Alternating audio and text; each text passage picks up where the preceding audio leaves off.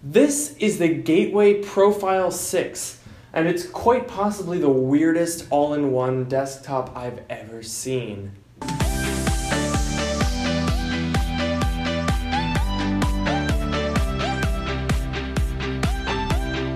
So what is the purpose of the Profile 6? Well, basically, this aims to replace your standard sort of work desktop computer, because that has a ton of cords and wires and it's big and you have your separate monitor, and this aims to solve all that by putting it all in one system. So basically the way this works is it's a normal desktop computer with a screen put on it. Now the screen is height adjustable, there's a double elbow hinge on the back of it, but it only moves around 2 inches up and down, and that's about it. Does it tilt? It also tilts. Now, as far as saving space, the Profile 6 accomplishes its task wonderfully. You only need one power cord that plugs into the back, and that'll run the computer, the monitor, everything. So realistically, the only wires you actually need with this computer is a power cable and your keyboard and mouse wire, basically. It does also have built-in Wi-Fi, so you don't even need Ethernet, although a port is still available. So as you would probably expect with a computer that's this compact from 2007, the specs are really not that great. We are running at 1.8 GHz Core 2 Duo with only 1 GB of DDR2 RAM.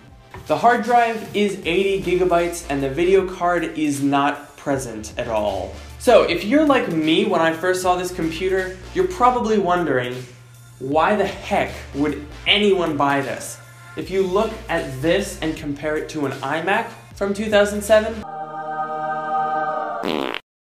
for example, the specs on that thing are better, it's far better looking, and you could argue that it's just as simple as far as the wiring solution, if not more. So why would anyone have bought this? Well, the Profile 6 offers something the iMac could never do, and that is upgradeability. So the back panel pulls off with 2 easy latches and reveals fully compatible, real legitimate desktop grade components. So everything in there is replaceable. And it even gives instructions for stuff like hard drive and power supply replacement on the back panel itself. The same even goes for the CD drive and the floppy disk drive, if you want to take one or both of those out. I know which one I would take out. In this particular model, the quad channel RAM only has 1 stick of 1 GB DDR2, so upgrading that to 4 or more gigabytes is really quite simple, if a bit hard to reach. You can even upgrade the processor to something like a Core 2 Quad because we're using a regular LGA 775 motherboard. Now, because of the slim design of the case, one would think that a normal PCIe graphics card just wouldn't work. But what is very cleverly inserted here with a handle for easy access is a bridge for the PCIe port on the motherboard. So with that, you can actually put a full-size PCIe 1.0 graphics card in this device. Now, I don't know about you, but that is actually astounding. So you may be wondering how you could take advantage of a PCIe graphics card because, the monitor doesn't have any ports on it, so how would you plug it in? Wouldn't that be another hideous cable running around your computer? Well, Gateway has your back on this one, because right above the PCIe port, you get a DVI connector. So you can just plug it in to the graphics card and then plug it into the computer right above it. My particular model does not have any graphics card of any sort, yet it still has the ATI graphics card controller installed anyway. Now, if you were really intent on bringing this computer up to date, you could actually do a fair amount of upgrades for this device. So the LGA 775 socket would allow you to go up to something like a Core 2 Quad, which would give you much better performance than this Peasly little Core 2 Duo.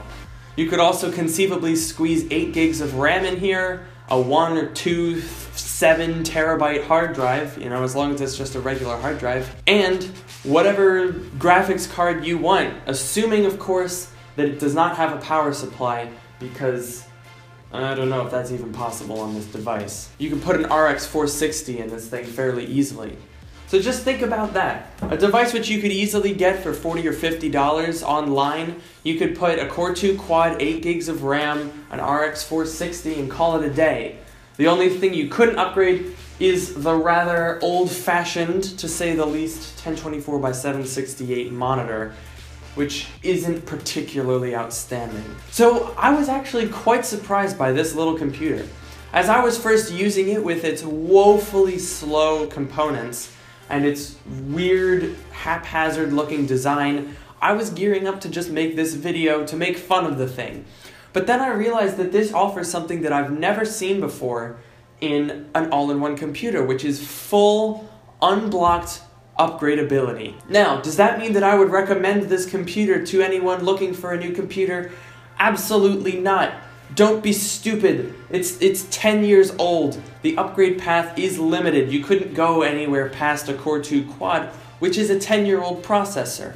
You'd also be stuck with DDR2 RAM and only 8 gigs of it at that. Not to mention, whatever graphics card you put that's newer than about 2010 is going to be bottlenecked by the motherboard. So don't buy this computer. However, if you like tinkering with old technology and you have a bunch of parts lying around and you want to make something out of this, have at it.